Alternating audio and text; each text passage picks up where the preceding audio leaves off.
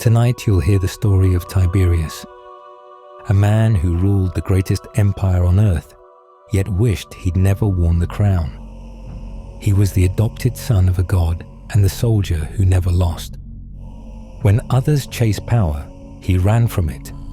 When others built glory, he built walls.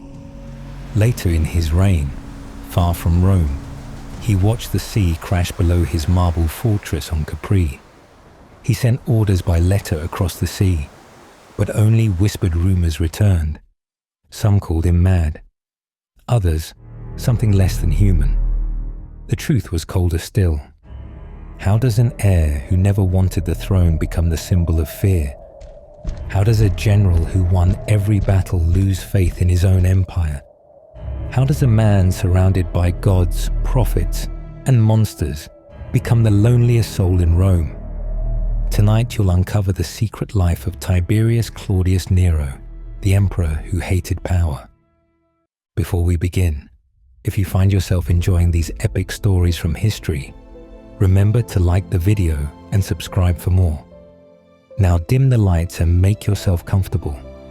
Let the waves and wind of Capri carry you back to a time when Rome's greatest emperor tried to escape his own throne, and discover the shocking and tragic truth of Tiberius, the emperor who hated power.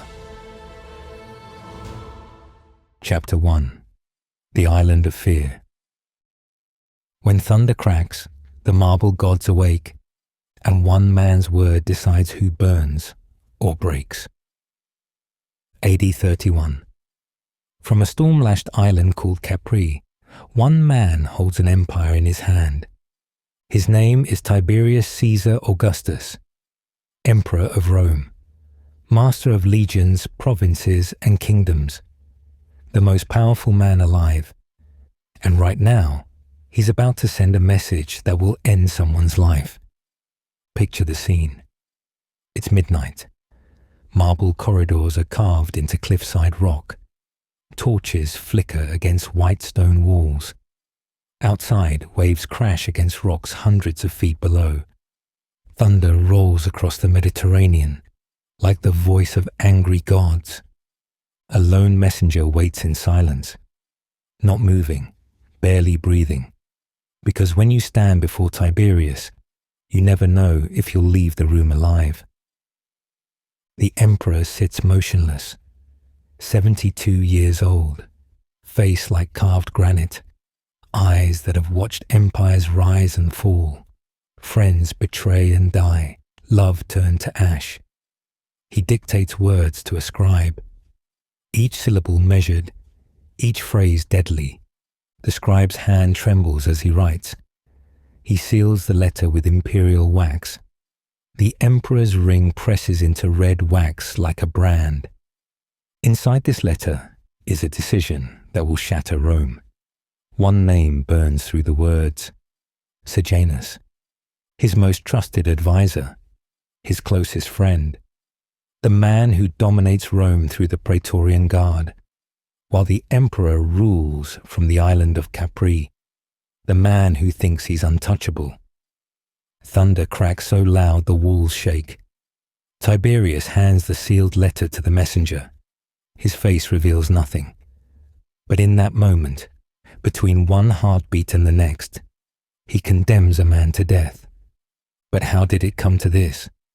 How does the most powerful man alive end up ruling from an island, trusting a serpent at court and carrying a burden he never sought?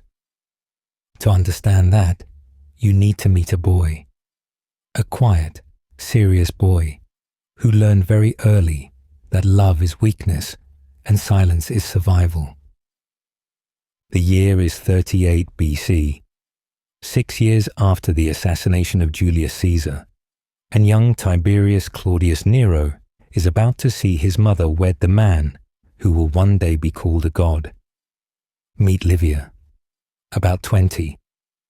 Brilliant and ambitious. She's married to Tiberius's father, but that marriage is about to end because Octavian wants her. Octavian, who will become Augustus, Rome's first emperor. And what Octavian wants, Octavian takes. Livia divorces Tiberius's father and, with special permission despite her pregnancy, marries Octavian. Power over love. Ambition over family. It's a lesson young Tiberius will never forget. Imagine being that kid, watching your mother choose empire over you, learning that in the world of Roman politics, even your own blood will sacrifice you for advantage. Livia doesn't cuddle her son. She trains him. Her discipline is cold steel. No tears, no weakness, no affection, just duty, obedience, control. She teaches him to watch, to listen, to never reveal what he's thinking, to smile when commanded, to bow when necessary, to become invisible when survival demands it. Tiberius grows tall, strong, dutiful, and completely alone. He excels at everything. Military tactics, law, languages. He's brilliant. He's capable. He's exactly what Rome needs in a leader. But he's also the thing Rome will never love. He's silent, reserved, incapable of the charm that wins crowds. While his stepfather Augustus laughs with senators and jokes with soldiers, young Tiberius stands in the shadows, watching, learning, waiting. Put yourself in his shoes. You're the stepson of the most powerful man in the world. Everyone expects greatness from you, but no one likes you. You do everything right and get none of the glory. You're useful but not loved, a tool, not a treasure. The thunder on Capri grows louder. Tiberius watches the messenger disappear into the storm. His expression hasn't changed. Tomorrow, a sealed letter for the Senate will leave Capri, and when it reaches Rome, the man who thought he controlled everything will discover that even serpents can be crushed. But that's years away. Decades of pain stand between the boy and the island, and it starts with the cruelest command an empire can give. Augustus is looking at him now, the most powerful man in the world, his stepfather, his emperor, and the order that's coming will tear Tiberius apart from the inside. Because Rome is about to ask him to prove his loyalty, not with blood on a battlefield, but with something far more precious. Will he obey, or will he finally break? Chapter 2. The First Betrayal. Love whispers soft, the empire shouts, and silence drowns the heart that doubts. Rome, 11 BC. Tiberius is 31, and for once, content. His name is spreading through the empire, not as Augustus's stepson, as a general, a conqueror. He has led hard campaigns in Pannonia and along the northern frontier, bringing Rome fresh victories. But more than that, he's in love. Her name is Vipsania Agrippina, daughter of Marcus Agrippa, Augustus's right-hand man and greatest general. She's brilliant, kind, everything Tiberius isn't allowed to be in public. With her, he can breathe. With her, he can smile. They have a son together, little Drusus. The boy laughs when Tiberius comes home from campaigns. Vipsania waits for him with gentle eyes that don't judge, don't calculate, don't measure his worth by what he can do for the empire. For the first time in his life, Tiberius has something that's his. Not Rome's, not Augustus's, his. Think of it this way. You've spent your whole life being useful, being perfect, being the tool everyone needs but nobody loves. And finally, you find someone who sees you. Not the general, not the stepson of the emperor. Just you. You come home to her after months of bloodshed and frozen northern nights. She touches your face. Your son runs into your arms. And for one perfect moment, the empire doesn't own you. That moment is about to end. Augustus summons him to the palace. It's a warm afternoon in Rome. Tiberius walks through marble halls thinking this is routine. Another assignment. Another campaign. He's good at this. He'll do whatever Rome needs.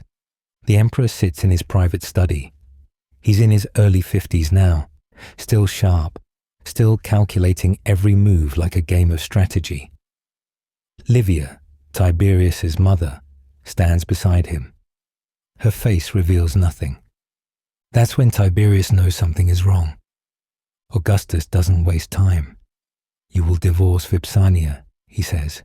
Just like that. No explanation, no apology. An order delivered like a weather report. The words hit like a gladius to the gut. Tiberius stares. "What?" "You will marry Julia, Augustus's daughter, his only child, recently widowed after Agrippa's death.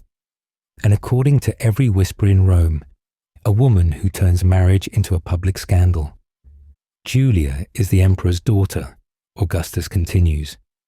"This union secures the succession, strengthens the family. You understand duty, Tiberius. This is your duty. Understand duty." The phrase Livia has drilled into him since childhood. Duty over desire. Empire over self. Silence over screaming. Put yourself in that room.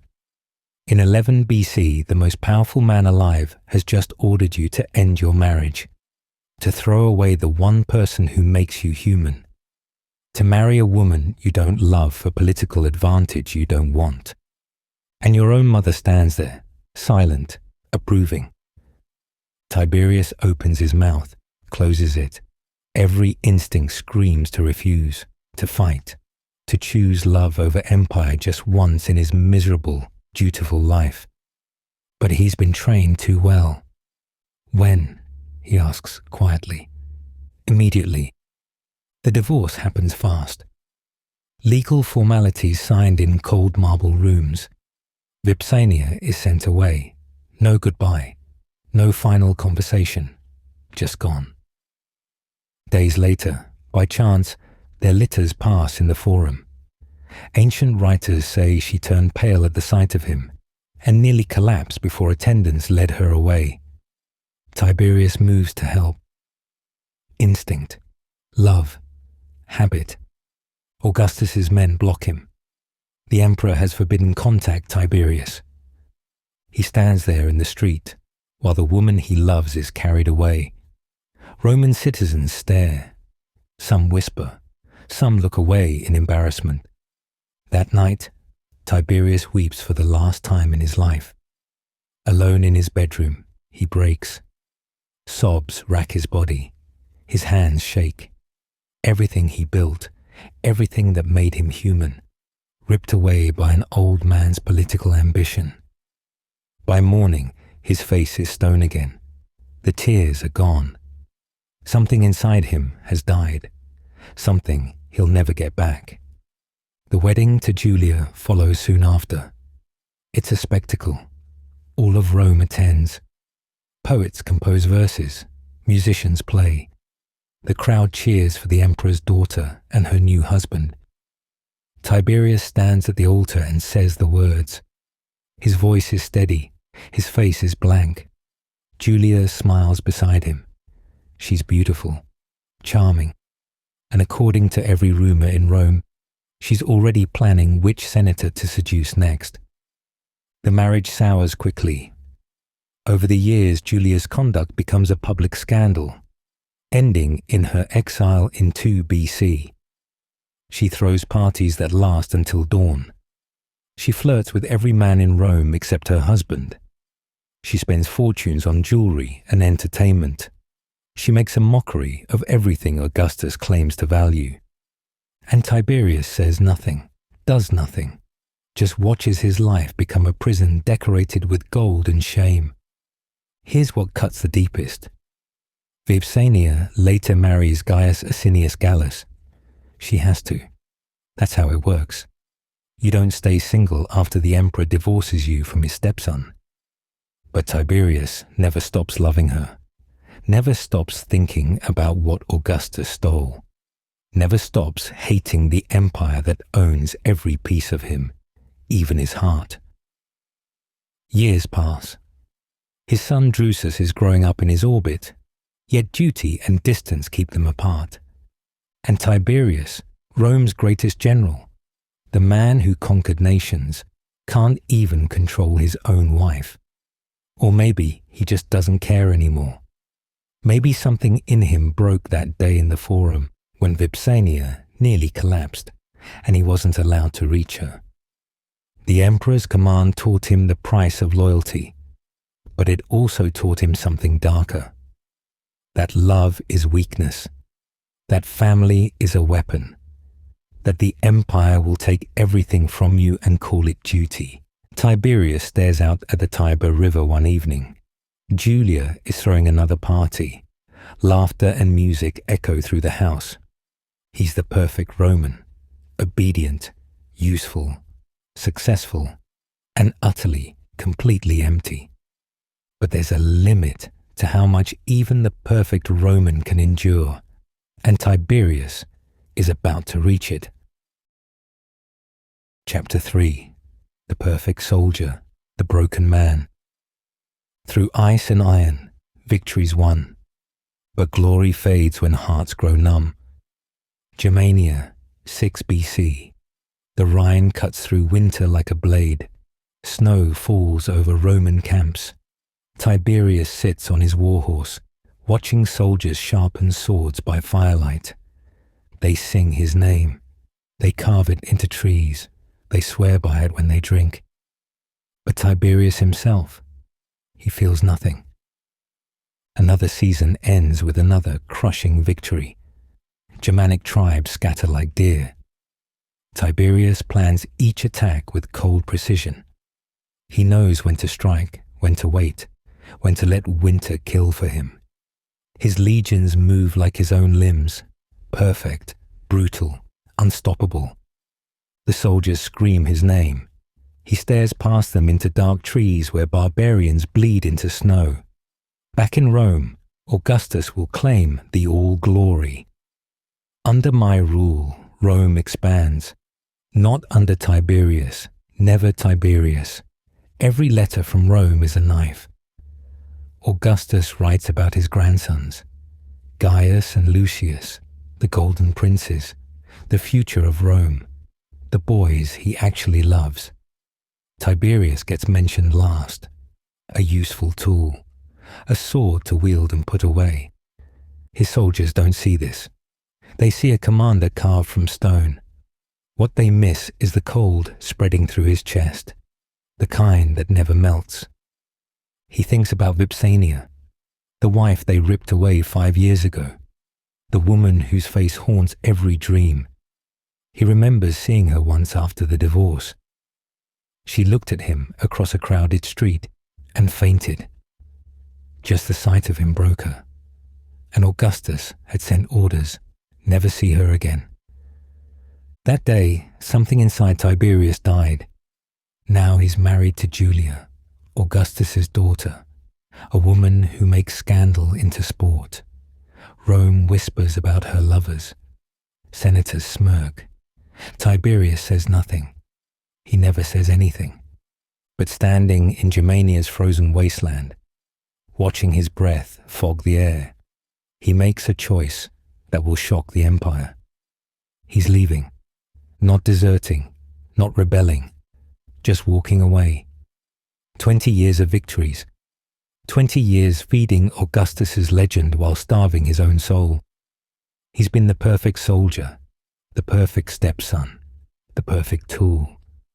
And now he's done being perfect. Rumors explode through camp.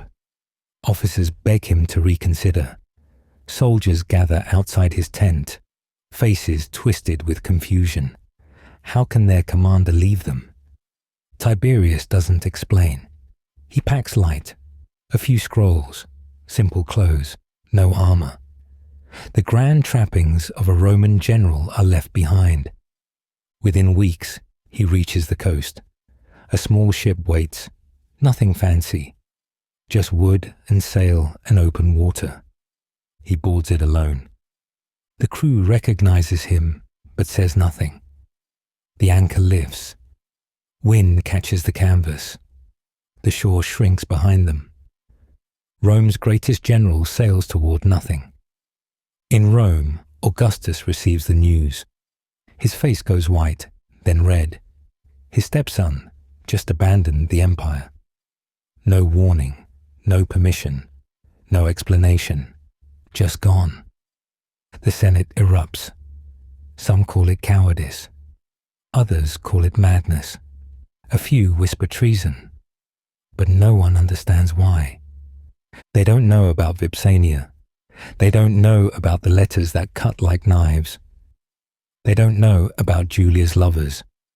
They don't know about the cold spreading through his chest every time Augustus praises his golden grandsons. They don't know he's not running away. He's running toward the only thing he has left. Silence.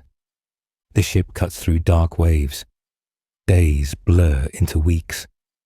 Tiberius stands at the rail, watching endless water. The spray hits his face.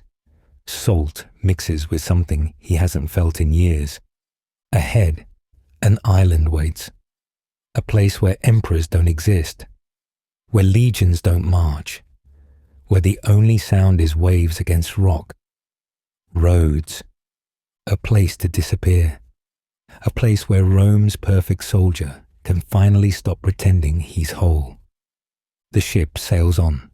Behind him, an empire he served for decades. Ahead, an exile no one can predict. Tiberius watches the horizon and wonders if a man can ever truly escape the gods he stopped believing in, or if they'll just follow him across the water. Chapter 4. The General Who Chose Exile. The waves that promise peace betray, when silence turns to shame's decay. Rhodes 6 BC. The Aegean stretches endless and blue. A lone figure walks the harbour at dawn. No guards, no attendants, just a man in simple cloth watching fishermen haul nets. This is Tiberius, Rome's greatest general, now just another exile on a Greek island. The locals whisper when he passes. Some bow awkwardly, others pretend not to see him. He's the commander who abandoned his legions, the stepson who defied Augustus. They don't know what to do with him. Neither does he. Picture this. You lay down command and withdraw to a quiet island, hoping for peace. But the silence you crave starts to feel like drowning. That's Rhodes for Tiberius, except the whole world is watching him drown.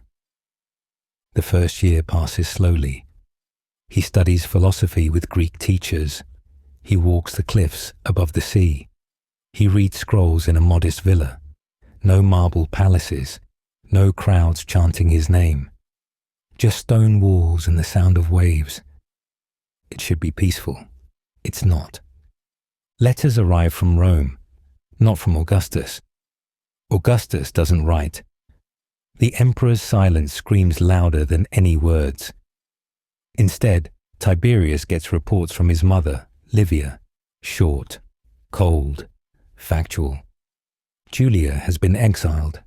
His wife, Augustus's daughter, caught in scandal again. Her affairs became public. In 2 BC, Augustus banished her to an island. Different island, same shame. Tiberius reads the letter twice. The marriage was political torture. Her exile doesn't heal anything. It just proves the whole thing was poison from the start. More letters come. The Senate debates his status. Some senators mock him openly. They call him a coward, a deserter, a fool who threw away power. Tiberius burns most of the letters. Years pass. 2, 3, 4. The island that promised freedom becomes a prison without walls. He writes to Augustus, begging to return, promising loyalty, swearing service. Augustus doesn't respond. Think about being ignored by the most powerful man alive. years of silence. That's what Tiberius lives with, every day, every night. The silence eating him alive.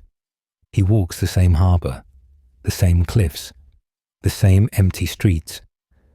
The philosophers stop inviting him to their discussions. The locals avoid eye contact. Even the fishermen turn away. He's become a ghost, living, breathing, but invisible. The worst part? He chose this. He walked away. He thought he was escaping. Instead, he trapped himself in a different kind of hell, where nobody cares if you live or die, where your victories mean nothing, where your name becomes a joke. Rome forgets him, or so he thinks. Then, in the year AD 2, news reaches Rhodes that changes everything. Lucius Caesar is dead, August 20th. AD 2, at Massilia. 18. Augustus's golden grandson, the heir everyone loved. Fever took him in days. Tiberius stands on his cliff when the messenger delivers the news. The kid who was supposed to replace him, gone. One heir down. He doesn't celebrate. He just stares at the water and wonders if the gods are listening, if they're playing some twisted game with Rome's future. Weeks later, another letter arrives. Augustus's seal. Tiberius breaks it with shaking hands. He can return to Rome, not as heir, not as son, just return. After Lucius's death, Augustus needs experienced men. Men who know war, men who know Germania. Tiberius packs quickly. He's been on this island about 7 years. 7 years of silence and shame. A ship waits, not imperial, just transport home. He boards without looking back. Rhodes disappears into the horizon. He's 43 years old, scarred by exile, hardened by isolation, changed in ways he doesn't fully understand yet. Rome comes into view days later. He steps onto the dock. No crowds, no welcome. Just a return. Quiet. Cold. 2 years pass. He serves in silence. Commands legions again. Wins battles. Proves his worth. But he's different now. Emptier. The fire that once drove him is gone. In its place, something colder. Then, in early AD 4, another messenger arrives. Gaius Caesar is dead. February 21st, AD 4, at Limyra in Lycia. 23. The other golden boy. Wounded during campaigns in the east, he lingered for months before dying far from home. Augustus's last hope. Dead. 2 heirs, both gone. And Augustus has no choice left. June 26, AD 4. Rome, the Forum. Augustus stands before the Senate and does what he swore he'd never do. He adopts Tiberius as his son and heir, not stepson. Son, legal, binding, official. Tiberius is 45 years old. He's been a tool, a weapon, an exile, a ghost. Now he's the future emperor. He doesn't smile. He doesn't celebrate. He just accepts. Because that's what he does. He accepts the weight, the duty, the crown he never wanted. But here's the thing about exile. It changes you. 7 years of silence. 7 years of shame. 7 years watching the world forget you exist. You don't come back whole. Tiberius walks through Rome's streets that night. People bow. Senators smile. Guards salute. The city that forgot him now needs him. But the man walking these streets isn't the general who left for Rhodes. He's harder, colder, emptier. And 10 years from now, when an old god finally dies in a villa at Nola, this broken man will take the throne. Rome has no idea what it just made. Chapter 5. The God who showed him how to die. When gods grow old and mortals wait, the throne hangs heavy on the thread of fate. Nola, August AD 14. A villa in Campania, east of Naples. Inside, the air is thick with incense and something else. The smell of death. Augustus is dying. The first emperor of Rome. The man who ended the civil wars. The man many treated like a living god. He's 75 years old, and his body is finally giving up. Curtains are drawn. Servants whisper. Livia, his wife, guards the door like a sentry. She's been married to him for 51 years. She knows what's at stake. The transfer of power must be clean, controlled, perfect. Inside the bedroom, Augustus drifts in and out of consciousness. Sometimes he knows where he is. Sometimes he thinks he's back in Egypt, the war years playing again in his head. Sometimes he calls for his daughter Julia, forgetting she still lives in exile. The fever took him suddenly. One day fine, the next burning up, weak, confused. Rome holds its breath. Picture this. The boss who's run everything for 40 years is dying. Everyone's waiting to see who takes over. Except this isn't a company. It's an empire. And the succession isn't written anywhere. It's all riding on one old man's final breath. Tiberius is somewhere nearby, maybe in the villa, maybe outside. The sources disagree. Some say he rushed to Nola in time. Others whisper he arrived too late. A few claim Livia kept him away, managing the timing like she manages everything. What matters? Augustus is dying, and Tiberius is about to become the most powerful man in the world. But here's the thing. Augustus never wanted this. He wanted Marcellus, his nephew, dead at 19. He wanted Agrippa, his general, dead at 51. He wanted Gaius and Lucius, his golden grandsons. Gaius dead at 24. Lucius dead at 18. Everyone Augustus loved is dead. Everyone he planned for is gone. All that's left is Tiberius, the stepson he never chose, the tool he never wanted, the man he drove to exile and dragged back when he ran out of options. Now that man is about to inherit everything. Augustus knows this. Even in his fever dreams, he knows. The empire he built, the peace he crafted, the dynasty he tried to create. It's all going to a man he never trusted, a man he never loved. In his clearer moments, Augustus gives final instructions. Livia writes them down. Tiberius will rule. The succession is settled. His instructions are sealed and proclaimed. But Augustus doesn't smile. He just accepts what the gods decided when they killed everyone else. Think about lying on your deathbed knowing the wrong person gets everything. You spent your whole life building something. You picked heirs carefully, loved them, prepared them, and they all died. Now the one you never wanted gets the crown. That's Augustus, dying with the bitter taste of fate in his mouth. On August 19th, AD 14, Augustus calls for a mirror. He looks at his face, old, tired, barely recognizable. Then he asks the people around him a question. Have I played my part well in the comedy of life? It's the kind of thing actors say at the end of a play. He's treating his own death like a performance, like he's been playing a role for 40 years, and now the show is ending. Some laugh nervously, others cry. Augustus smiles. Then he gives his final words to the room. If so, applaud and dismiss me with your applause.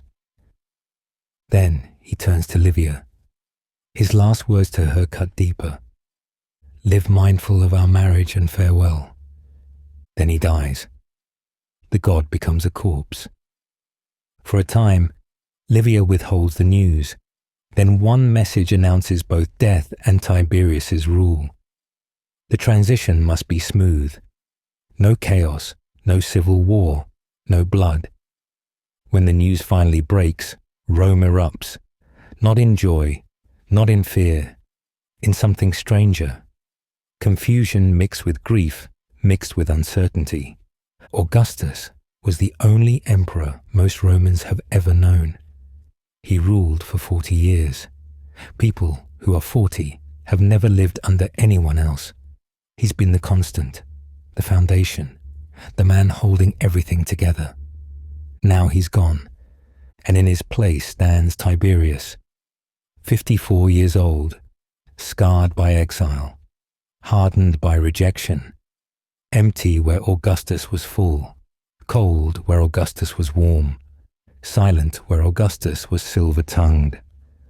Tiberius stands in the villa at Nola and stares at Augustus's body, the man who never wanted him, the stepfather who used him like a weapon, the emperor who recalled him only because everyone else died first.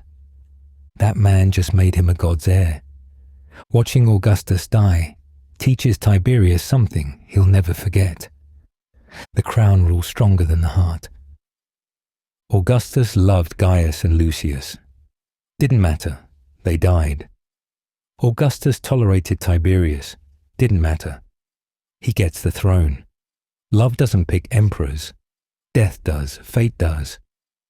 Tiberius learns this standing over his stepfather's corpse, the man who showed him how to rule by showing him how to die. Early September, the funeral procession moves through Rome. Crowds flood the streets. They weep, they wail, they throw flowers. The Senate deifies Augustus. A cult, priests, rites. Augustus becomes a god officially, and Tiberius becomes his successor. But here's the question nobody's asking yet. What kind of emperor does a broken man make? Chapter 6. The crown that refused to smile. The god is dead, the throne awaits, but crowns feel heavier than fate. Rome, September, AD 14. Augustus's funeral is over. The incense has cleared. The crowds have gone home. The Senate sits in session, waiting. Tiberius stands before them, 54 years old, Rome's new ruler in all but name. Except he won't say it. The senators urge him to assume Augustus's powers. Command of the armies, control of the provinces, the authority to govern. Tiberius refuses, not once, not twice, multiple times. He stands there in his plain toga and says no. He talks about being unworthy, about the burden being too heavy, about needing help sharing the responsibility. The senators don't understand. Is this humility? Is this a test? Is he waiting for them to beg harder? Picture this. Your boss dies. Everyone knows you're next in line. The board offers you the CEO position, and you stand there saying, I don't know if I can do this. Maybe someone else should lead. Maybe we should share power. The board would think you're either incredibly humble or completely insane. That's what's happening in the Senate. Tiberius keeps refusing. The senators keep insisting, back and forth. Hours pass. The whole thing becomes awkward, painful, strange. One senator finally loses patience. How long will you let the state go without a head? Tiberius gives an answer that chills the room. I am ready to take whatever part you assign me. Not I accept, not I will lead, just whatever part you assign. It's the answer of a man who doesn't want the job, but knows he has no choice.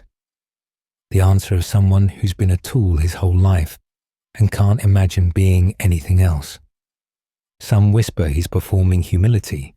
Others think he's afraid. Afraid the Senate might turn on him if he looks too eager. Eventually, after hours of this theatre, Tiberius accepts, Sort of. He never actually says, "I will be emperor." He just stops refusing. The Senate takes that as yes. Rome has its new emperor, the one who didn't want to be emperor. The city watches him carefully, waiting to see what kind of ruler he'll be, waiting for a speech, a promise, a vision, something to inspire them. Tiberius gives them nothing. He governs in silence. He attends Senate meetings but barely speaks. He issues orders through others. He avoids public appearances. When he does show his face, it's blank, emotionless, unreadable. The Romans loved Augustus. Augustus smiled. Augustus gave speeches that made grown men weep. Augustus knew how to perform, how to inspire, how to make people believe in Rome's greatness. Tiberius does none of that. Who can follow a god? Someone whispers in the forum. The question spreads. Who can follow Augustus? How do you replace the irreplaceable? How do you make people love you when they're still mourning the man before you? Tiberius doesn't try. He doesn't seek love. He doesn't seek approval. He just rules, efficiently, coldly, like a machine doing a job. He cuts government spending. He refuses honors. He won't let people worship him as divine. He tells the Senate to stop flattering him. He makes it clear he's not Augustus and never will be. The Senate doesn't know what to make of him. Is this modesty or contempt? Is he refusing honors because he's humble or because he thinks they're beneath him? Nobody knows, because Tiberius never explains. He just sits there in meetings, silent, watching, judging. Fear starts to creep into Rome. Not the fear of violence, not yet. The fear of uncertainty, of not knowing what the emperor thinks, of wondering if your words are being recorded, your actions noted, your loyalty questioned. Tiberius governs with fear disguised as restraint. He doesn't purge his enemies. He doesn't execute senators. He just watches them. And somehow, that's worse, because you never know when the watching will turn into action. The first few years pass. Rome adjusts. The empire runs smoothly. The legions stay loyal. The provinces pay their taxes. Everything works. But something's missing. The heart, the soul, the connection between emperor and people that Augustus had. Tiberius is competent. He's intelligent. He's effective. But he's not loved. He's not even liked. He's just there. A cold presence on the throne. A man doing a job he never wanted. The Romans start to look elsewhere. For warmth, for hope. For someone who reminds them of what Rome used to feel like. And they find him. In the north, leading legions, winning battles, smiling at soldiers, laughing with crowds, young, handsome, charismatic, everything Tiberius is not. Augustus's great-nephew by blood, adopted into the imperial line through Tiberius, the golden boy who survived, the prince Rome wishes it had.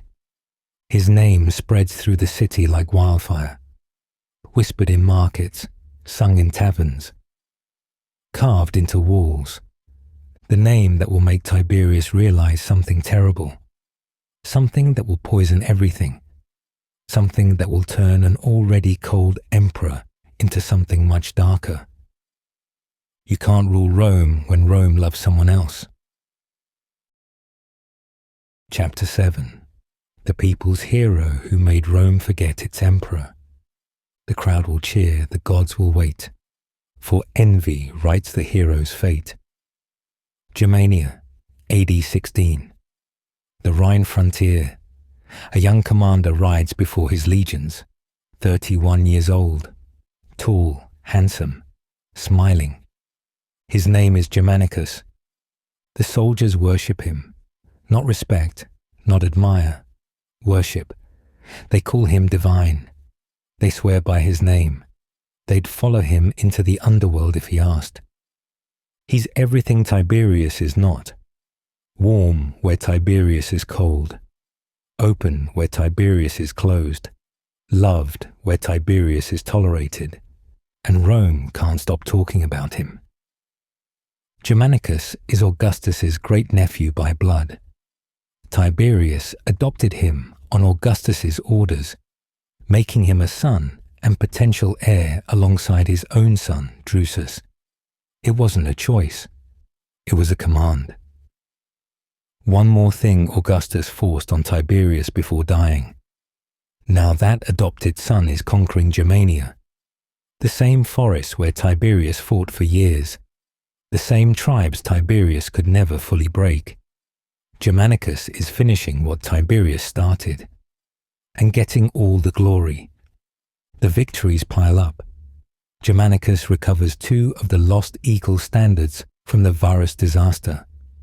He avenges Roman honor. He pushes deep into the forests east of the Rhine, where no Roman had marched since the Varus defeat. His legions go where others feared to tread. Rome erupts in celebration. Not for Tiberius, for Germanicus. Songs spread through the city. Poets write verses praising the young hero. Mothers name their sons after him. Tavern walls get carved with his achievements. Market vendors sell little statues of him. Germanicus, they chant in the forum, the future of Rome. Tiberius sits in the palace and hears every word, every cheer, every song, every comparison. He's 58 years old. He's ruled for 2 years, and Rome is already replacing him. Think about what that does to a man. You spent your whole life being the tool nobody wanted. You finally get the throne, and immediately everyone wishes you were someone else. Tiberius doesn't show it. He never shows anything. But inside, something's growing, something dark, something poisonous, jealousy. But it's more than jealousy. It's fear. Deep, cold, paralyzing fear. Because Tiberius knows Roman history. He knows what happens when 2 men claim the people's love. One ends up dead, and it's not usually the one wearing the crown. Julius Caesar had rivals who loved him more than the Senate did. Caesar ended up with 23 stab wounds. Augustus spent years watching potential rivals. When they got too popular, they died. Conveniently, quietly, but they died. Now Tiberius watches Germanicus the same way. Every victory feels like a threat. Every cheer sounds like treason. Every song about Germanicus is a song against him. AD 17. On May 26th, Germanicus returns to Rome for a triumph. The city explodes. Crowds pack the streets. People climb buildings to see him pass. They throw flowers. They scream his name until they're hoarse. The triumph procession winds through Rome. Captured Germanic warriors in chains, wagons loaded with treasure, eagles on display. And at the center, Germanicus in his chariot, smiling, waving, glowing with youth and victory. Tiberius watches from the palace. His face shows nothing, but his hands grip the armrest so hard his knuckles turn white. This is what Augustus looked like, people whisper. This is what a real emperor should be. Germanicus doesn't seem to notice the danger. Or maybe he doesn't care. He's genuinely humble, genuinely kind. He loves Rome. He loves his soldiers. He loves his wife Agrippina and their children. He's not plotting. He's not scheming. He's just being himself. And that makes him more dangerous than any conspirator, because Rome loves him for it. After the triumph, Tiberius makes a decision. He sends Germanicus east to command in the provinces. Supreme commander of the eastern provinces, vested with extraordinary authority, officially to restore order. unofficially to remove him from Rome. Far from the legions who worship him, far from the crowds who chant his name. It's a promotion on paper. Everyone knows it's exile dressed up as honor. Germanicus accepts without complaint. He takes his family and heads east, away from Rome, away from the center of power. Tiberius watches him go and feels something like relief. The hero is gone. Maybe Rome will remember who the real emperor is. But the songs don't stop. The stories don't fade. If anything, distance makes Germanicus more legendary, more mythic, more perfect. And across the eastern provinces, Armenia, Cappadocia, and finally Syria, Germanicus keeps winning, keeps charming, keeps being everything Rome wants.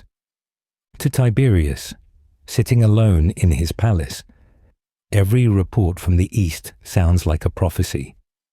Every cheer for Germanicus echoes like a threat. Rome loves one emperor too many, and in Roman history, that problem only ends one way. Tiberius stares at the reports. His face is blank. His eyes are cold. His mind is turning. Something has to change, because you can't rule an empire when the empire wishes you were someone else. And in the east, Germanicus has no idea how much danger he's in. He thinks his loyalty protects him. He thinks being good is enough. He's about to learn the hardest lesson of Roman politics. The gods don't kill you for being bad. They kill you for making someone powerful feel small. Chapter 8. The Poison Cup. A fever spreads through gilded halls, but poison answers when duty calls. Antioch, early October, AD 19. A bedroom in the governor's palace. The air reeks of sickness and fear. Germanicus is dying, 33 years old. Rome's golden hero, the man everyone loved. He lies in bed burning with fever. His skin is grey. His eyes are sunken. He can barely speak. His wife Agrippina sits beside him. Beautiful, furious, terrified. She watches her husband waste away and knows this isn't natural. This isn't disease, this is murder. It started weeks ago. Germanicus fell ill suddenly. No warning. One day fine, the next day burning up, vomiting, weak, fading. At first they called doctors, tried remedies, prayed to gods. Nothing worked. He just got worse. Then Agrippina started finding things. Curse tablets, lead charms, and bones arranged in patterns. Signs the Romans took as sorcery. Someone cursed Germanicus. Someone wanted him dead. But who? Picture this. Your spouse is dying. The doctors can't help. Then you start finding evidence someone's been secretly attacking them with poison or magic. And the only person who benefits from their death is the most powerful man in the world. That's Agrippina's nightmare. She looks at her husband, the man Rome adored, the heir everyone wanted, now dying in Syria while Tiberius sits safe in Rome. And she knows. Deep in her gut, she knows. The emperor did this. Germanicus knows it too. In his clearer moments, when the fever breaks enough for him to think, he knows. He's been removed, not with a blade, not with a trial, with poison, with curses, with the quiet murder that leaves no proof. There's another problem, another man in Syria who hates Germanicus, Gnaeus Calpurnius Piso, the legate of Syria, the emperor's appointed governor, an old senator with a mean streak and connections to Tiberius.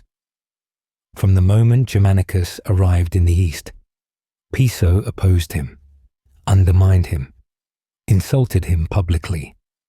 They fought, constantly, about authority, about decisions, about who really commanded the east.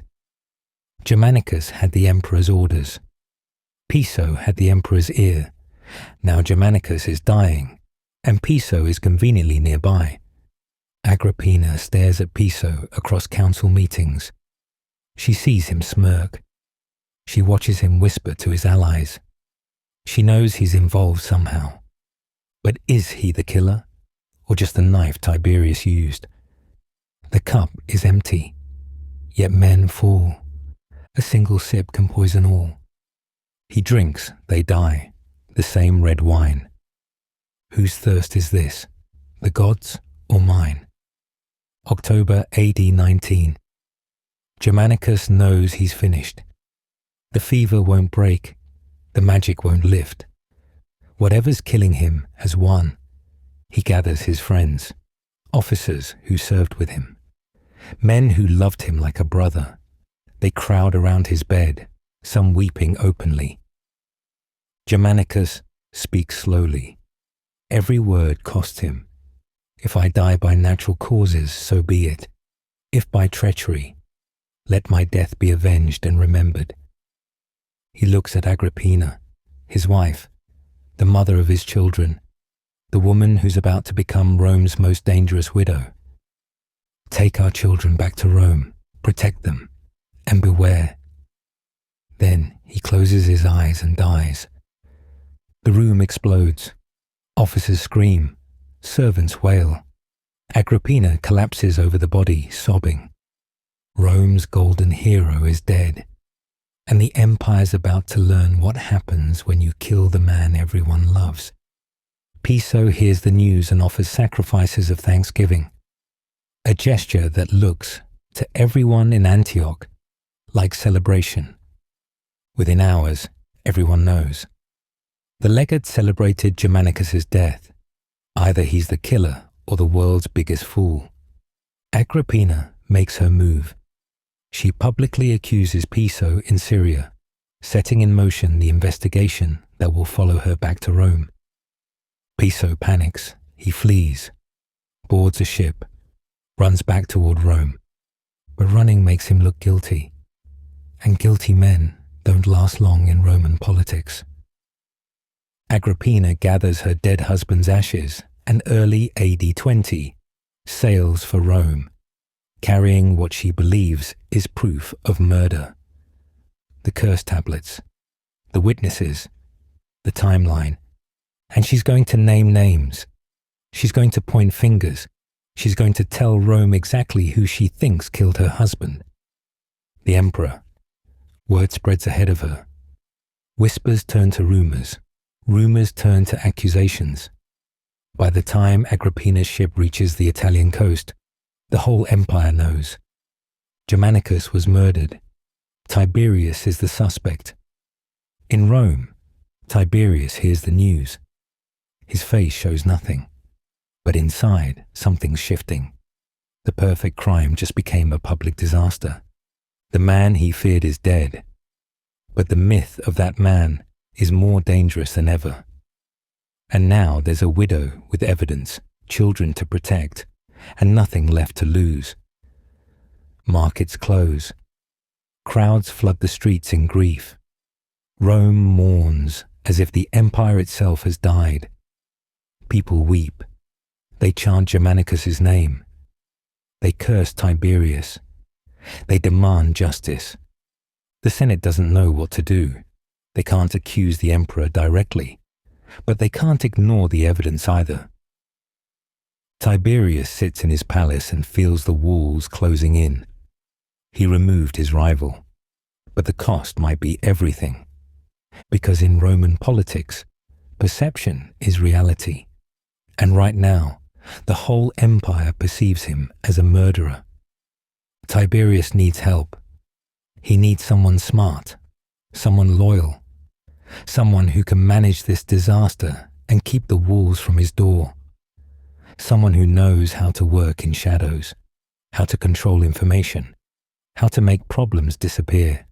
He needs a right-hand man who's willing to do the dirty work. And there's a voice whispering in his ear, a voice that's been there for years, a voice he's starting to trust more than anyone else, a voice that promises to fix everything, to protect him, to keep him safe. Tiberius listens to that voice and makes a decision that will doom them both, because the man offering to save him is about to become his greatest threat. Chapter 9. Enter Sejanus, the spider of Rome. A shadow speaks, the emperor hears, but shadows feed on royal fears. Rome, AD 20. Piso stands trial for Germanicus's murder before the Senate. The city seethes with grief and suspicion, and Tiberius is drowning. He needs someone who can manage the storm, someone who can make problems disappear, someone who knows how to work in the dark. He already has that person. Lucius Aelius Sejanus, Praetorian Prefect, commander of the emperor's personal guard, the man who controls 9,000 soldiers stationed in Rome, and the man who's been whispering in Tiberius's ear for years. Sejanus is 39 years old, tall, handsome, smooth. He knows how to smile at the right people and stab the right backs. He's been building his network since AD 15, when he became sole commander of the Praetorian Guard. Tiberius trusts him more than anyone, more than his own son, more than the Senate, more than Rome itself. That's his first mistake. Sejanus goes to work. He handles the Piso trial with surgical precision. Before judgment is passed, Piso is found dead, apparent suicide, and the Senate condemns him after death. Problem solved. Agrippina is furious but silenced. The case is closed. Tiberius is safe, and Sejanus is a hero. Tiberius rewards him. More power, more authority, more access. Sejanus becomes the emperor's shadow, his right hand, his voice in Rome when Tiberius doesn't want to speak. Tiberius's letters call him my Sejanus, my partner in labors, words the historians will later record with unease. The Senate watches nervously. This Praetorian prefect is accumulating too much power. He's not elected. He's not noble. He's just a soldier who climbed too high too fast. But no one dares say anything, because Sejanus controls the soldiers, and soldiers decide who lives and who dies. Years pass. AD 21, AD 22, AD 23. Sejanus builds his web one thread at a time. He places his men in key positions, officers loyal to him, informers who report to him, senators who owe him favors. He creates a network that spans Rome like a spider's web, and at the center sits Sejanus, watching, listening, waiting. After AD 23, senators begin disappearing, accused of treason, condemned on evidence Sejanus provides, not violently, not publicly, just quietly. A rival criticizes Sejanus in private. Within weeks, evidence appears. Witnesses testify. The senator is executed. It happens again and again. Anyone who threatens Sejanus ends up dead or exiled. Fear spreads through Rome. Not fear of the emperor, fear of his shadow. People whisper about Sejanus in bathhouses and markets. They call him the real ruler of Rome. They say Tiberius is just a figurehead, that Sejanus pulls all the strings. Some of that is true. Some is exaggeration. All of it is dangerous. Because Sejanus hears everything. His informers are everywhere. In the Senate, in the army, in noble households, even in the emperor's family. Nothing happens in Rome without Sejanus knowing. Remember the riddle, the one about the poison cup. The cup is empty, yet men fall. A single sip can poison all. He drinks, they die. The same red wine. Whose thirst is this? The gods or mine? The answer? The drinker and the cup are one. Sejanus doesn't just serve the poison. He is the poison. The man who promises protection while slowly destroying everyone around him, including the emperor who trusts him. AD 23. Drusus Julius Caesar, the emperor's son, dies suddenly, later said to have been poisoned by his wife Livilla under Sejanus' influence. Sejanus had been sleeping with Livilla. He convinced her to kill her husband. Slowly, with poison, over months. Why? To remove the heir, to clear his own path to power. But in AD 23, no one knows this. Tiberius mourns his son and leans harder on Sejanus, the only person he has left, the only one he trusts. Sejanus comforts him, supports him, whispers that he'll always be loyal, that he'll protect the emperor from all threats. And Tiberius believes him. The spider's web grows tighter. By AD 26, Sejanus' power is unmatched. The Praetorian Guard answers to him. The Senate fears him. The people know his name better than the emperor's. Tiberius realizes something terrifying. He created this. He gave Sejanus power. He trusted him with everything. And now Rome belongs to his shadow more than to him.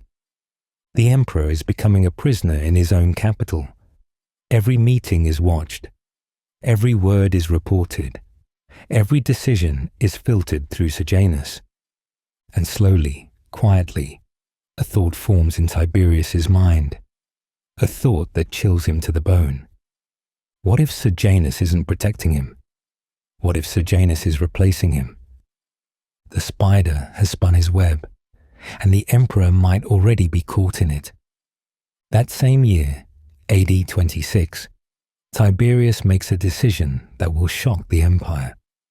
He's leaving Rome, first to Campania, then farther away, not abdicating, not retiring, just leaving, getting out, away from the Senate, away from the eyes and ears, away from Sejanus' web.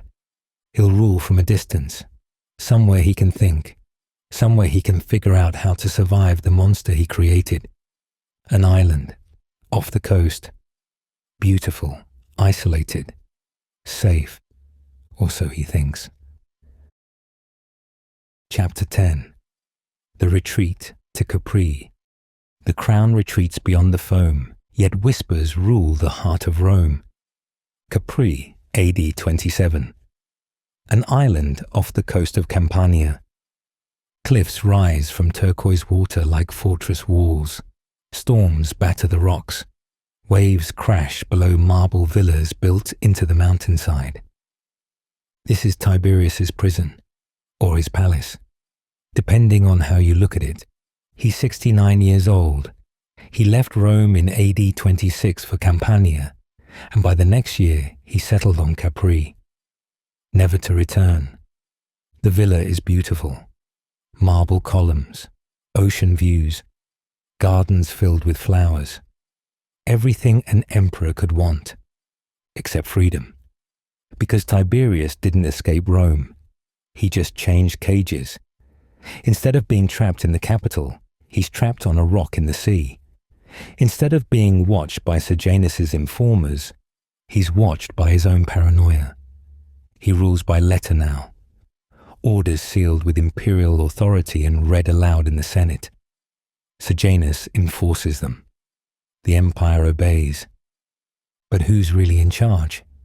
Who rules the throne when the ruler hides? When shadowed hands pull empire's tides? The voice that whispers through the storm, is it the crown or just its form? Picture this. You're the CEO, but you work from home. You send emails, you make decisions, but your VP runs the actual office, manages the people, controls the information, decides what you see and what you don't. How long before the VP becomes the real boss? That's Tiberius on Capri. He writes the letters. But Sejanus controls Rome. And slowly, quietly, the power shifts from the island to the capital. Reports reach Capri, filtered through Sejanus, edited, shaped. Tiberius only sees what Sejanus wants him to see. The emperor is blind and doesn't know it. Meanwhile, life continues across the empire. In Judea, around this same time, a new governor takes office, Pontius Pilate, and in Galilee, far from imperial notice, a young teacher begins speaking, a man later known as Jesus. He talks about a different kingdom, one that can't be taxed, one that can't be conquered, one that doesn't answer to Caesar. Rome doesn't notice. Rome doesn't care. A Jewish preacher in Galilee is meaningless to an empire that rules the world. But 21st century listeners, you know different. While Tiberius hides on his island, the seeds of something bigger than Rome are being planted. While the emperor worries about Sejanus, a movement is starting that will outlast every emperor, every legion, every marble palace. But in AD 27, nobody knows that yet. Jesus is just another teacher. Pilate is just another governor. And Tiberius is just another emperor trying to survive. Back in Rome, stories spread. Dark stories, twisted stories. Stories about what Tiberius does on his island. They whisper of orgies, cruelty, and perversion. Tales later recorded by Suetonius and Tacitus, though none can be proved. Most of it is probably lies. Rome loves scandal. When you can't see the emperor, you invent him. You fill the silence with horror. You make him into a monster because monsters are easier to understand than complex men. But some of it might be true. Tiberius is alone, isolated, bitter, broken by a lifetime of rejection. Who knows what a man like that does when no one's watching? The rumors spread. The Senate hears them. The people repeat them. Tiberius becomes a legend in his own time. Not a good legend, a dark one. The emperor who abandoned Rome. The tyrant who rules from shadows. The monster on the island. And Tiberius hears the rumors. Every ship brings news. Every letter mentions whispers. He knows what Rome thinks of him. He doesn't care anymore. From AD 27 onward, years pass on Capri. 28, 29, 30. The island becomes his entire world. The marble villa, the cliffs, the endless sea. He walks the same paths, reads the same reports, writes the same letters. His only company is servants who fear him and a few advisors who bore him. No friends, no family, no love, just paranoia and power. And from Rome, Sejanus's letters arrive regularly. Updates on the empire, reports on the Senate, recommendations for appointments, warnings about enemies. Sejanus protects him. Sejanus serves him. Sejanus would die for him. That's what the letters say. But late at night, when Tiberius stands on the cliff looking at the dark water, he wonders, is Sejanus protecting him or preparing to replace him? The spider built his web in Rome. Now the emperor is too far away to see it clearly, too isolated to know the truth, too trapped to escape. AD 31. 4 years on Capri. 4 years of letters and loneliness. 4 years of watching the empire from a distance. Then something changes. A new report arrives. Not from Sejanus, from someone else. Someone brave enough or stupid enough to bypass the Praetorian prefect. The report tells a story. A dark story. About Sejanus. About conspiracy. About treason. Tiberius reads it 3 times. His hands shake. His blood turns cold. Everything he feared is true. Sejanus isn't protecting him. Sejanus is replacing him. The web was never meant to catch enemies. It was meant to catch the emperor. For 4 years, Tiberius has been trapped on this island, blind, helpless, while Sejanus consolidated power in Rome, while the spider prepared to strike. But there's one thing Sejanus forgot. One weapon Tiberius still has. One power the emperor kept. The letters. Tiberius can't physically return to Rome. He's too old, too tired, too paranoid. But he can write. He can command. He can destroy from a distance. He calls for his secretary. His voice is calm. Too calm. The voice of a man who's made a terrible decision. "Write this down," he says. And he begins dictating a letter. A message to the Senate. A letter that will reach Rome before Sejanus knows it's coming. In October, AD 31. A letter that will decide who lives and who dies. The emperor who fled Rome is about to prove something. Distance doesn't mean weakness. Absence doesn't mean defeat. And the man who rules by letter can kill with one too. The secretary writes. The seal is pressed. The letter is sent. And on Capri, Tiberius watches the ship sail toward Rome, toward Sejanus, toward the end of everything the spider built. One letter, one command, one final move. Who will win? The emperor on his island, or the shadow who rules his city? Rome is about to find out. Chapter 11. The letter that killed a shadow. A sealed decree, a trusted name. The shadow falls, devoured by flame. October 18th, AD 31. The Roman Senate sits in session. 100 men in togas, whispering behind hands. The air smells like sweat and imported incense. Everyone's nervous. They've been nervous for years. A messenger enters. Dust on his cloak. Travel-worn boots. He carries a scroll sealed with imperial wax. From Capri. From Tiberius himself. The room goes silent. Sejanus sits near the front.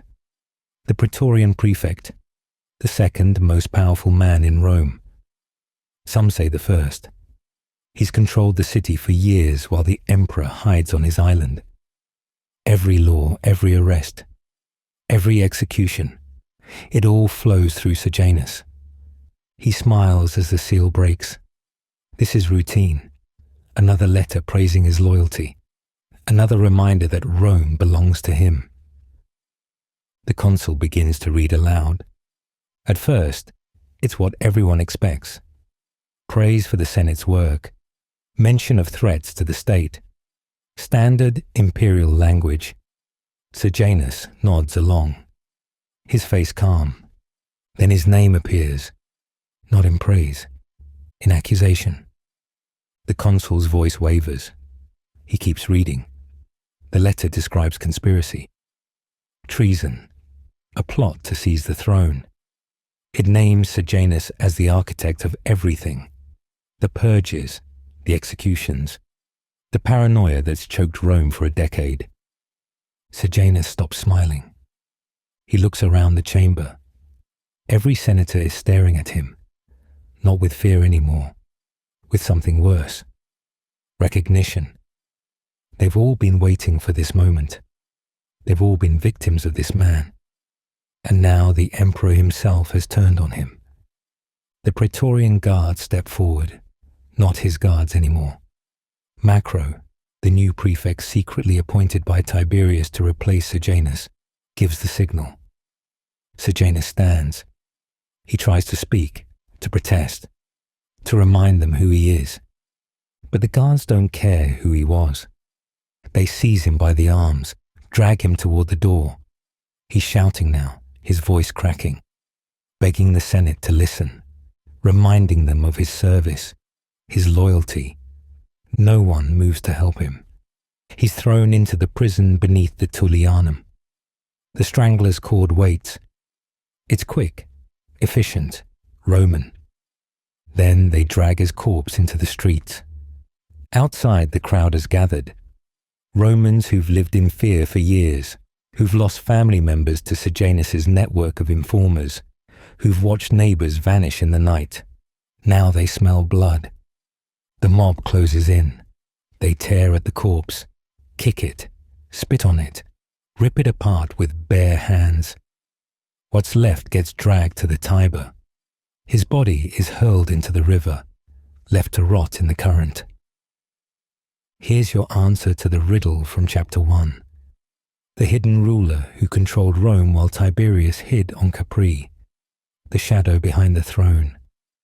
Sejanus thought he was untouchable, thought his power made him immortal. He was wrong. The hidden ruler was never safe. That night, soldiers moved through Rome with lists, names, addresses, Sejanus' family, his friends, his allies, anyone who smiled at him in public or dined at his table. They're arrested one by one. His children are seized. Ancient Roman custom forbade executing virgins, so his young daughter was violated before being strangled. One of the darkest acts of the purge. His ex-wife begs for mercy. There is none. Bodies pile up on the Gemonian stairs.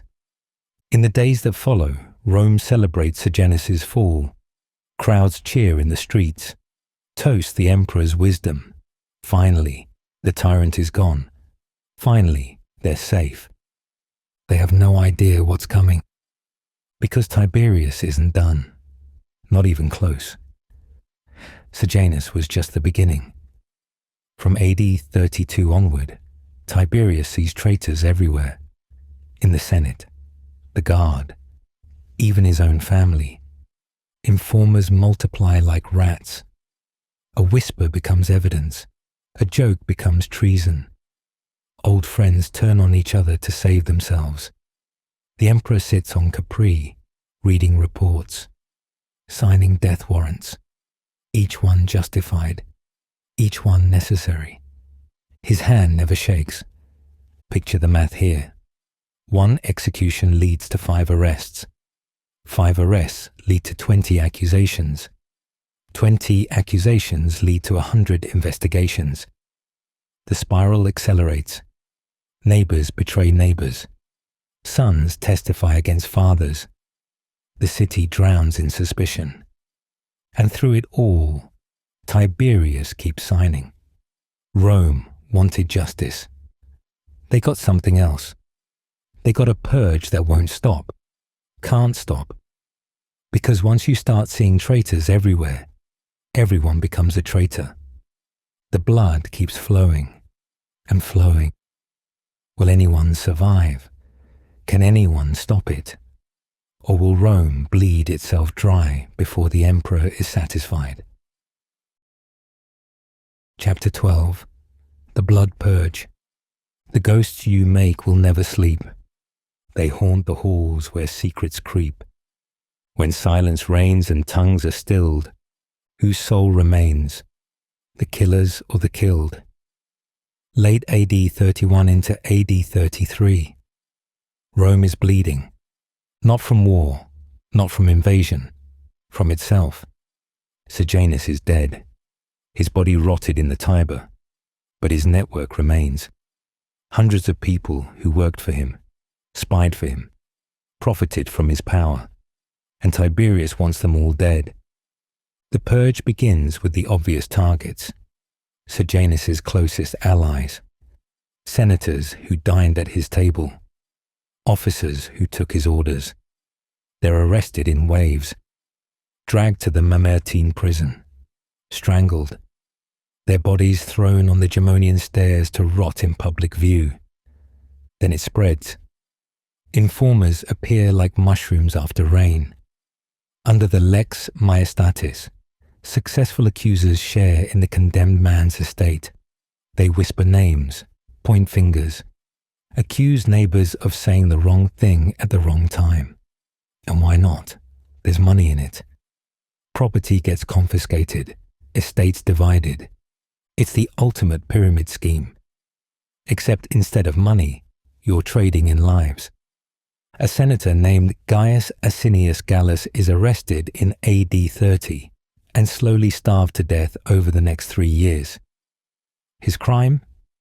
Years ago, he married Tiberius's ex-wife Vipsania. The emperor never forgot, never forgave. Gallus dies slowly, deliberately. In AD 33, Sextus Marius, owner of Spain's richest gold mines, is accused of incest and executed. There's no evidence, no trial that matters. His mines become imperial property, convenient. The accusations get wilder, more desperate.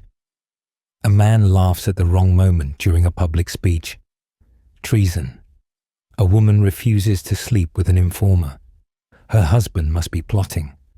A merchant complains about taxes, clearly a threat to the state. No one is safe. Put yourself in a Roman shoes during this time. You wake up every morning wondering if today is the day someone names you. Your servants could be spies. Your friends could be informers. Even your family might turn on you to save themselves. One wrong word. One bad joke. One jealous neighbor. That's all it takes. The emperor sits on Capri, reading reports. Mountains of accusations flow to the island daily. Tiberius reviews each one, signs the death warrants, sends them back. His handwriting never wavers. Some historians say he's doing this to protect Rome, rooting out real conspirators, finishing what Sejanus started. But that's not what's happening. This is revenge. This is paranoia turned into policy. This is a man who sees ghosts everywhere and decides to make them real. The Senate meets in terror. Every session could be your last. They vote on executions, applaud the emperor's wisdom, condemn whoever they're told to condemn. Because if you don't, you're next. Even the accusers aren't safe. An informer named Considius Proculus gets rich from denouncing others. He names dozens of people, watches them die, collects their property. Then someone accuses him. He's arrested and executed within a week. All that blood, all that money, gone. The riddle asks whose soul remains, the killer's or the killed. In Rome right now, the answer is neither. Everyone's a ghost, walking, breathing, waiting for the rope. Years pass like this. AD 32, AD 33. The streets of Rome smell like death. Bodies rot on the Gemonian stairs until slaves drag them to mass graves. Families vanish overnight. Great houses stand empty, their owners murdered, their children sold into slavery. Tiberius's own family isn't exempt. His relatives whisper against him. Plot in the shadows. He hears every rumor, believes every accusation. Signs warrants for his own blood. But there's one name that keeps appearing in the reports. One person Tiberius hasn't touched. The grandson of Germanicus. The boy everyone loved. Young Gaius Caesar Caligula, now in his teens. Why? What's Tiberius waiting for? Is this young man truly innocent? Or is the emperor saving him for last? Meanwhile, far from Rome, something else is happening. Something the emperor doesn't notice, doesn't care about. Around AD 33, as Tiberius signs death warrants in Rome, Pilate in Jerusalem condemns a preacher accused of calling himself king. The local governor doesn't want to deal with it, doesn't want the political mess. But the crowd demands blood, so Pilate condemns him, washes his hands of it, sends another man to die. One ruler destroys to save his power, the other dies to save the world. Rome doesn't notice. How could they? They're too busy watching their backs, too busy wondering who'll be next. The purge continues. More names, more arrests, more bodies on the Gemonian stairs. How long can this last? How many more must die before Tiberius is satisfied? And what happens to the one person he hasn't killed yet? Young Caligula, the grandson of Germanicus, the boy the people still love. Is he safe? Or is Tiberius just waiting for the perfect moment to strike? Chapter 13. The Death at Misenum. The tyrant's breath grows thin and cold, but who will claim the throne he sold? AD 37.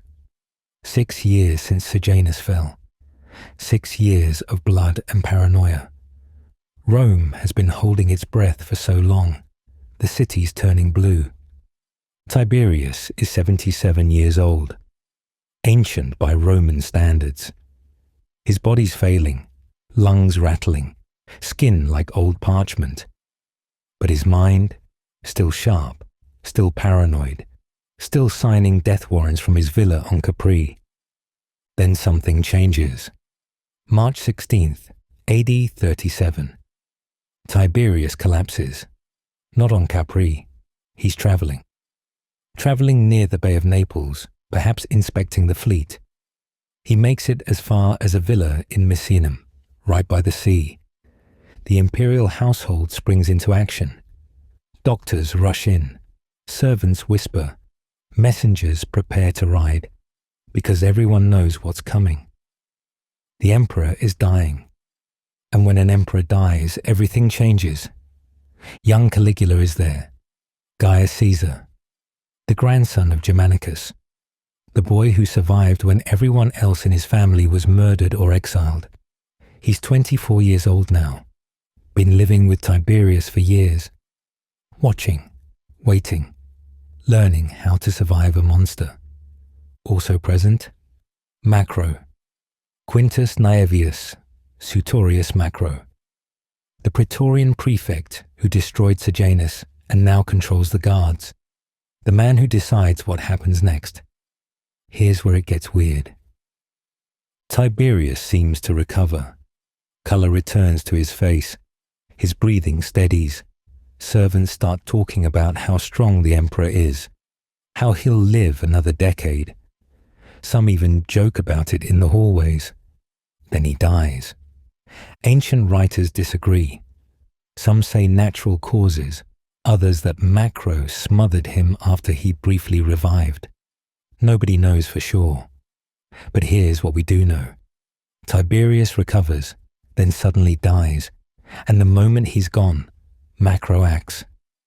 He seals the villa and briefly announces Tiberius's death, before confirming it for real. Guards at every door. Then he sends word to the Senate. The emperor is dead. Long live Emperor Caligula. Picture the scene inside that villa. Servants frozen in terror. Doctors sweating. Everyone knows something's wrong. Everyone suspects. But nobody talks, because talking means dying. Caligula stands in the room where Tiberius lies dead. This man who murdered his mother, starved his brothers, turned Rome into a killing field. And Caligula feels what? Relief, triumph, fear? All three probably. Because now he's emperor. Now he has the power. But he also has the example. Tiberius showed him exactly what absolute power does to a man. How paranoia eats you alive. How trust becomes impossible. How everyone becomes an enemy. Did Caligula learn the right lessons or the wrong ones? Outside the villa, word spreads like fire. Riders gallop toward Rome. The emperor is dead. The tyrant is gone. The man who drenched Rome in blood for 23 years has finally stopped breathing. In Rome, the reaction is immediate. Joy. Pure, unfiltered joy. People pour into the streets, dancing, crying, hugging strangers. The nightmare is over. Tiberius is dead. They're free. The Senate meets in emergency session. They vote unanimously. Caligula is emperor, the beloved grandson of Germanicus, the last surviving male heir of Augustus, the boy everyone loved. They call him the son of the camps, the people's prince. Finally, after decades of cruelty, Rome has a young emperor who understands them, who suffered alongside them, who lost his entire family to Tiberius's paranoia. He'll be different. He has to be, right? Macro stands beside the new emperor, the Praetorian prefect who made this happen, who controlled the timing, who decided when Tiberius lived and when he died. He smiles. He's just made an emperor. That means he controls the emperor. That's how this works. That's how it worked with Tiberius and Sejanus, except Caligula isn't Tiberius. And Macro is about to learn that lesson the hard way. They carry Tiberius's body to Rome, cremate him in the Campus Martius, and place his ashes in Augustus's mausoleum. The Senate debates whether to grant him divine honors, make him a god like Augustus. The Senate initially votes against deifying him, though Caligula will later overrule them. This man doesn't deserve heaven. Let him rot in whatever afterlife takes tyrants. Rome celebrates for days, weeks. The new emperor processes into the city. Crowds line the streets, thousands of people, screaming his name, throwing flowers, weeping with relief. Caligula waves, smiles, plays the part perfectly. The young, handsome, beloved emperor. Everything Tiberius wasn't.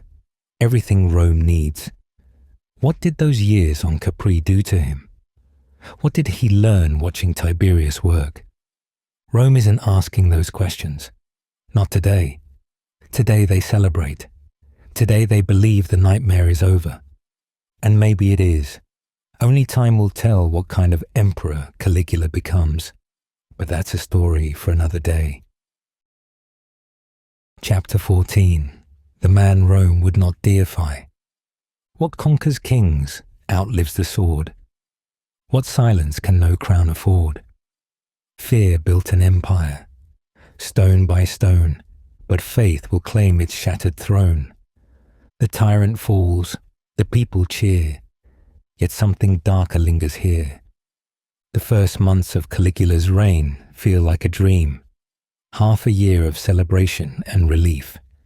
He opens the treasury, throws games, grants bonuses to soldiers and citizens alike. He orders Tiberius's secret files destroyed, mountains of denunciations, accusations, and treason lists. All gone in a public bonfire. The crowd cheers as the smoke rises. He recalls exiles, releases prisoners rotting in the Mamertine, pardons people condemned under Tiberius's treason laws. Rome hasn't seen this much mercy in decades. The Senate adores him. The people worship him. Even the Praetorian Guard cheers, all before illness changes everything. For half a year, Rome believes the nightmare is over. But this isn't Caligula's story. This is about the man who taught him everything, the man whose body now lies in Augustus's mausoleum, the man Rome refuses to make a god. Soon after Tiberius's death in March AD 37, the Senate meets to decide, should he be deified like Augustus? Silence falls over the chamber.